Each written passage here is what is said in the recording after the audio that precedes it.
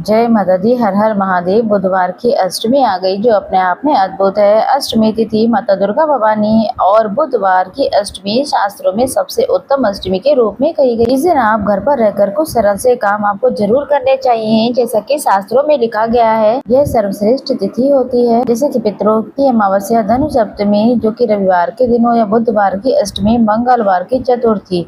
इन 4 तिथियों का फल सीधे सूर्य ग्रहण के समान पुण्य फल देने वाला होता है। तो आपसे निवेदन है, इस अष्टमी की पूर्व महत्वता को आप समझें। इस तरीके से अष्टमी हमें कभी कभी ही प्राप्त होती है, जो कि सर्वश्रेष्ठ तिथि है। भाग्य की रेखाओं को प्रबल करने के लिए क्या करना है जानेंगे अपने इस वीडियो में। आप ज्यादा कुछ नहीं कर सकते हैं, किसी उपाय वगैरह को नहीं मानना चाहते हैं तो दुर्गा भवानी का दिन है। आप अपने घर के मंदिर में सरल तरीके से माता दुर्गा भवानी की कोई मूर्ति, प्रतिमा महादेव के साथ विराजित कर, ज्यादा कुछ नहीं कर सकते हैं तो एक लंबी बाती का दीपक और माता के लिए एक लौंग का जोड़ा उसमें जरूर समर्पित करें। माता को लाल फूल बहुत प्रिय है। सिंदूर, चूड़ी, मेहंदी, महावर अपनी इच्छा के अनुसार समर्पित करें। खीर इत्यादि जो है भोग लगाएं माता को जरूर से। खीर नहीं बना सकते हैं तो आपके घर में कोई फल हो, कोई मिठाई हो, उसका भोग गुड़ चने के साथ में, पूरी के साथ में अपनी इच्छा के अनुसार माता को भोग जरूर लगाएं। साथ ही साथ आप अपने घर के मंदिर में दुर्गा चालीसा जरूर पढ़ें। दुर्गा सप्तशती का पाठ करते हैं या मंत्रों का जाप करते हैं तो बहुत ही अच्छा इसका परिणाम मिलता है। इसके बाद किसी कन्या को ये दक्षिणा के साथ में, ये भोग प्रसाद की सामग्री के साथ अगर किसी कन्या को दे देते हैं तो यकीन मानिए आपने दुर्गा भवानी को अपने हाथ से प्रसाद को खिला दिया। इतनी महत्वता दुर्गा अष्टमी की शास्त्रों में कही गई है। इसके साथ साथ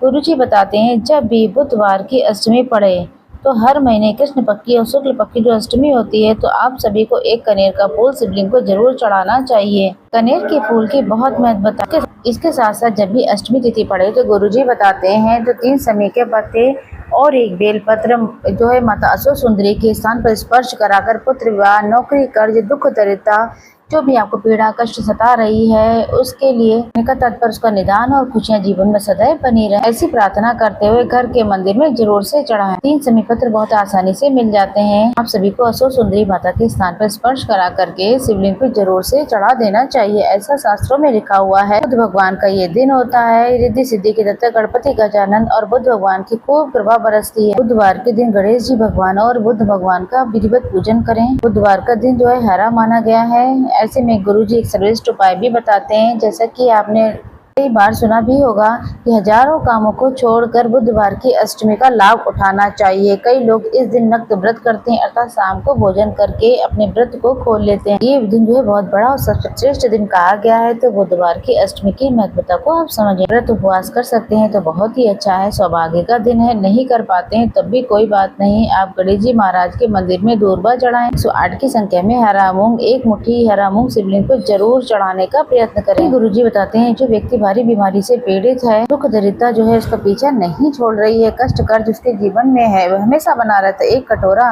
हरा मूंग ले लें और उसमें आप रख लेना है 5 बेलपत्र। बेलपत्र चाहे शिवलिंग पे चढ़ी हुई हो चाहे सामान्य हो। जो व्यक्ति बीमार है या बार बार दुर्घटना उसके साथ होती है या पढ़ाई लिखाई में मन नहीं लगाता है या विवाह की कोई परेशानी है, उस व्यक्ति के ऊपर से गुड़ का टुकड़ा, 5 बेलपत्र हरे मूंग के साथ में 21 बार उस कटोरी से उतार लीजिए। आप किसी भी इस तरीके उतारा करने के बाद गणेश जी के मंदिर में गणेश जी की दाहिनी तरफ इस कटोरी सहित संपूर्ण सामग्री सहित बुधवार अष्टमी पर ये उतारा मैंने किया है, कहें मेरे घर के रोग दोष कष्ट संकट पीड़ा और मेरे बच्चों की पीड़ा का निदान हो, ऐसी प्रार्थना करते हुए 5 बेलपत्र के साथ में आप गुड़ के टुकड़े के साथ में विशेष ये कटोरी उतार कर मंदिर में छोड़ आते हैं तो हरी बीमारी दूर होती और सौभाग्य बना रहता है। इस बुधवार की अष्टमी का लाभ उठाएं, दुर्गा भवानी की पूजा करें, शिवलिंग को जरूर से आप ये जो बताया है दूर्वा घास चढ़ाएं, एक मुट्ठी हरा मूंग चढ़ाएं, तो उसका बहुत ही अच्छा परिणाम आपको देखने को मिलेगा। इस दिन पितरों के निमित्त तर्पण गीता जी का 7वां अध्याय जरूर पढ़ें। पितृदोष मुक्ति के लिए पितरों के निमित्त जल दान की महत्वता है। एक लोटे में जल ले लें, उसमें काला तिल डाल लें, थोड़ा गंगा जल डाल लें, जौ, कुशा,